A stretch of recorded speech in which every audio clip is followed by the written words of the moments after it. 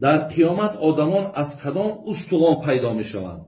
ما حدیثی داریم برادران عزیز و گرامی که زمانی که از نزد الله مهربان بارانی که باریده می شود برای بار دیگر مردم از سر نو از قبرها بلند کردن،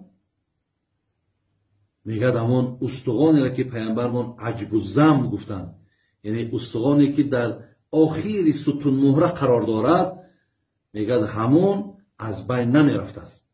ایرا حتی که ایرا در علم امروزه هم در گرمی هم ماندن تغییر نیافت، در خنکی هم که ماندنش تغییر نیافت.